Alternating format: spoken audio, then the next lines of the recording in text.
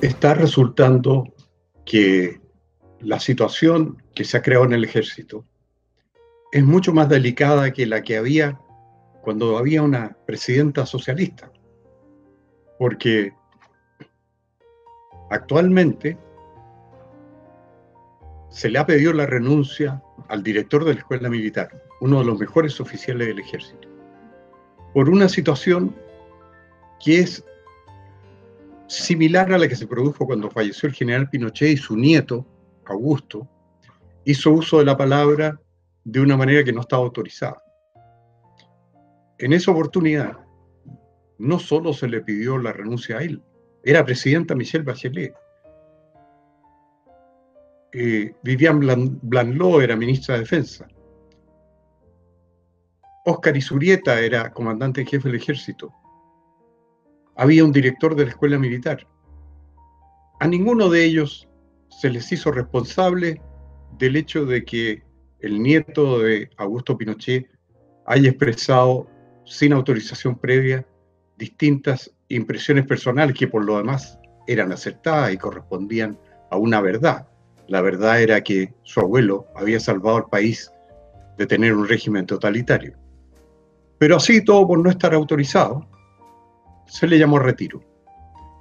Antes se había llamado retiro al general Hergraves, que se había limitado a decir en una oportunidad en que un periodista lo estaba oyendo, que encontraba muy positivo todo lo que había hecho el gobierno militar. Se le pidió la renuncia. Pero no se le pidió la renuncia, en el caso del nieto del presidente Pinochet, al director de la escuela militar, porque no correspondía. ¿Por qué ahora se le pidió la renuncia a ese distinguido coronel Villarroel? En una circunstancia similar. Y yo diría que casi era de inferior condición que la otra, porque se había tratado que un oficial que ya también había comenzado a tramitar su retiro, que era el coronel Miguel Krasnov, hijo del brigadier que está injustamente preso, del mismo nombre, había hecho una referencia perfectamente razonable a la memoria de su padre. Si un hijo no hace una alusión a las circunstancias de un padre que es perseguido implacablemente por hechos que en el pasado le merecieron gran reconocimiento, ¿quién entonces va a tener autoridad para cumplir ese deber fundamental, deber filial fundamental, que es prestar un reconocimiento a su padre? Sin embargo, por ese hecho, el ministro Espina se apresuró a pedir una investigación en 24 horas y enseguida la renuncia no solo del oficial que había hablado de su padre, sino del director de la escuela militar, que no tenía ninguna responsabilidad en el hecho. Todo esto está creando un clima que realmente parece increíble, porque en Chile da la impresión de que la diputada comunista Carmen Hertz dicta una orden y el ejército de Chile, siempre vencedor, jamás vencido, se pone a temblar. Todas las autoridades, que se supone que no son comunistas, o que lo son menos que lo que era Michelle Bachelet en su tiempo, adoptan medidas mucho más severas que las que habría adoptado ella o adoptó ella en su tiempo. ¿Qué es lo que está sucediendo? Yo creo que lo que está sucediendo es que el país está siendo manejado por consignas, por eslóganes que no corresponden a la verdad. Aquí se ha instalado un eslogan que dice: el gobierno militar atropelló los derechos humanos. Y eso lo dice el presidente para abajo. Y lo acepta la prensa, incluso la prensa derecha. Dice, ya se da como un hecho que se violaron los derechos humanos. Y la verdad es que si uno examina la historia real, eso no es cierto. El gobierno militar chileno fue el régimen más vigilado en materia de derechos humanos de toda la tierra, de toda la humanidad en su tiempo. ¿Por qué? Por una razón muy sencilla. Porque cuando depuso por mandato de la mayoría democrática del Congreso Nacional al régimen inconstitucional y que se encaminaba a un régimen totalitario como el de Allende, cumpliendo un mandato de la mayoría democrática, la Unión Soviética decretó, y lo dijo públicamente, que iba a perseguirlo incesantemente. Y la herramienta para perseguirlo era acusarlo de atropellar los derechos humanos. Y por lo tanto, la Unión Soviética y todos sus países satélites de lo que se preocuparon más fue de acusar al gobierno militar de violar a los derechos humanos. Y sabemos que en el mundo de la opinión pública manda la izquierda. Eso no cabe duda. En cualquier lugar del mundo que usted examine los medios de comunicación, se dará cuenta que tienen un sesgo de izquierda. Y eso provocó que en todo el mundo los medios de comunicación se hicieran eco de la campaña soviética contra el gobierno militar chileno, obedeciendo al dictum del dictador soviético Leonid Brezhnev, que dijo: nunca más podrá haber otro Chile. Con eso quería decir, nunca más nadie podrá echar a los comunistas como lo han hecho los militares chilenos. Y ahí se inició la persecución inmisericordia propagandística. Y eso tuvo como consecuencia, como suele suceder en el mundo en que vivimos, que muchas voces occidentales inexplicablemente se plegaron al eslogan soviético y empezaron a hostilizar a Chile. Y de ahí salieron medidas contra Chile, como pedidos de boicot a las importaciones y exportaciones chilenas, como la iniciativa llamada Enmienda Kennedy, de prohibir la venta de armas a Chile. ¿Por qué? Porque decía, atropellan los derechos humanos. Pero al mismo tiempo eso provocó que en el gobierno chileno se gestara una preocupación muy especial por evitar las violaciones a los derechos humanos, porque tenía consecuencias económicas gravísimas. Porque una consecuencia mayor podría haber sido un boicot contra las exportaciones e importaciones chilenas en todo el mundo. ¿Y qué habría hecho el país para subsistir? No tenía cómo. Porque los préstamos internacionales se le negaban a Chile en nombre de que se violaban los derechos humanos. Luego el gobierno, los economistas le decían al presidente Pinochet, le decían, tenemos que preocuparnos mucho de esto porque no nos concedes préstamos diciendo que no se respetan los derechos humanos. Luego era el propio gobierno el que tenía que preocuparse de que se respetaran.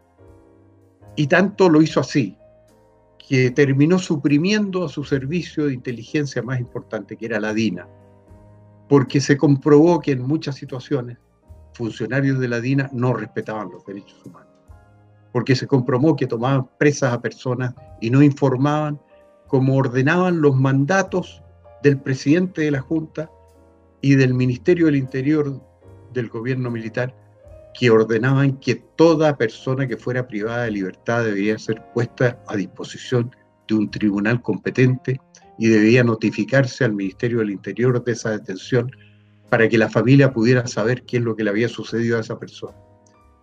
Cuando se comprobó que contra las instrucciones del gobierno la DINA no cumplía con esas exigencias, se suprimió la DINA.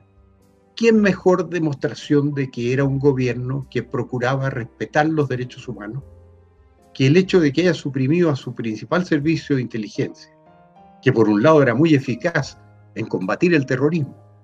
El terrorismo era desafiante, el terrorismo asesinaba personas, el terrorismo incendiaba vehículos, mataba carabineros, amenazaba a los pasajeros, había pasajeros quemados en las protestas que propiciaba el terrorismo.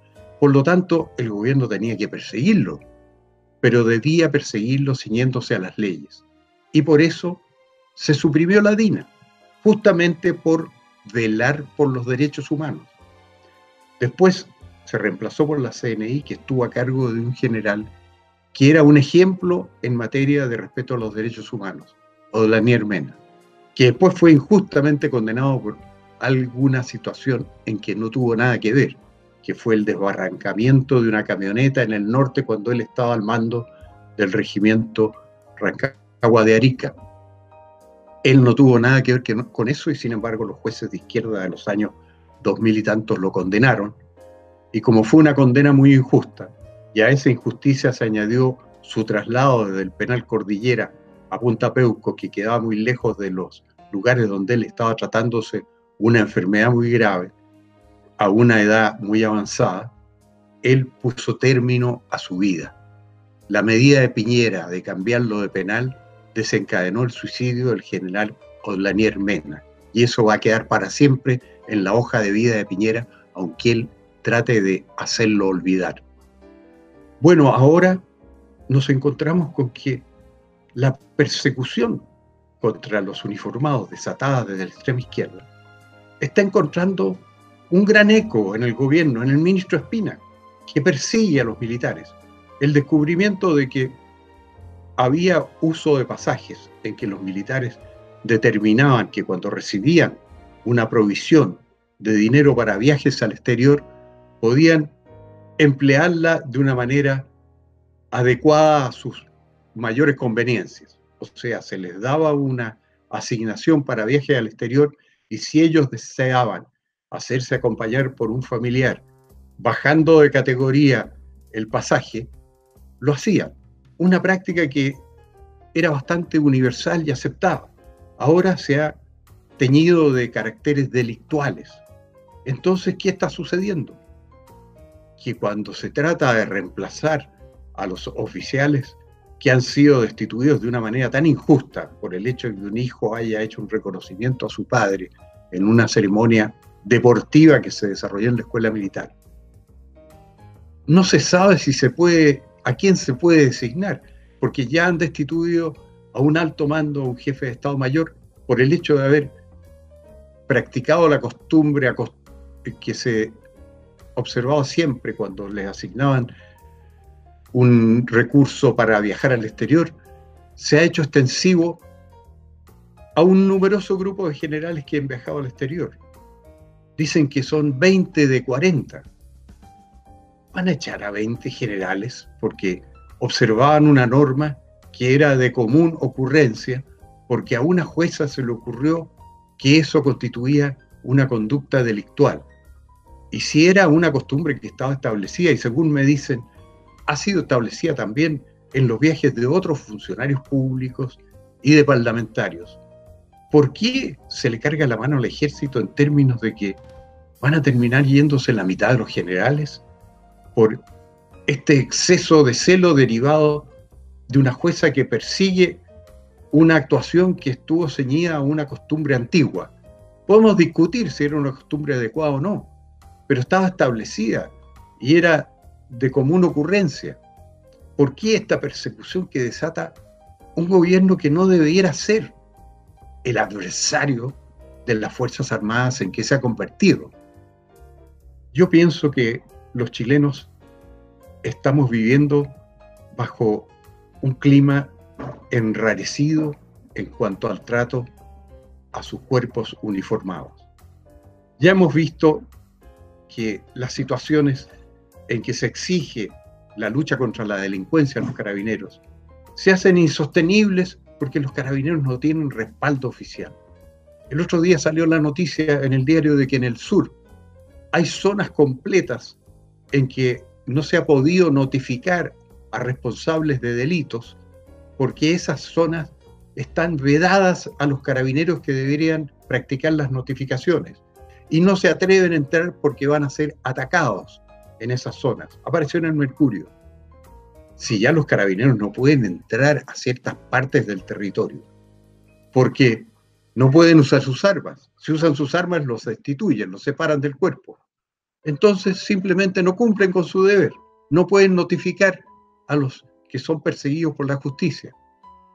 ¿A dónde vamos a llegar? Y en cambio se aplica una justicia que parece absolutamente excesiva a altos oficiales uniformados. Yo pienso que estamos en un momento en que o el gobierno se decide a respetar primero la legalidad, velando por una obligación sustancial que tiene el presidente de la República en la Constitución, que dice que debe velar por la conducta ministerial de los jueces.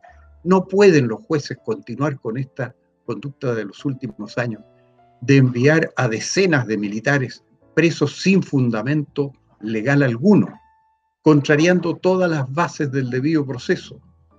No pueden los jueces inventar una legislación nueva. Aquí no se aplican las normas de las leyes chilenas a los militares que son juzgados. Son condenados sin derecho ni siquiera a rendir una prueba de su inocencia, porque la inocencia debería presumirse. No, en Chile, si usted es uniformado, se le presume culpable. Por eso se producen situaciones tan paradójicas como que un uniformado como el brigadier Krasnov haya sido condenado a 10 años adicionales a todos los que le dan impuestos por la muerte de un jefe terrorista como Miguel Enríquez, en circunstancia de que 40 años atrás se le condecoró con la Orden al Mérito Militar, que no había sido otorgada desde la Guerra del Pacífico, justamente por descubrir y abatir al principal jefe terrorista. En 1974, cuando hizo eso, arriesgando su vida, todo el mundo celebró la situación. Los sindicatos bancarios lo aplaudieron porque el terrorista, días antes de ser capturado por Krasnov, le había disparado 6 tiros a un funcionario bancario tratando de obtener las llaves de la bóveda de la agencia bancaria del Banco de Chile que administraba. Todo el mundo aplaudía esta conducta.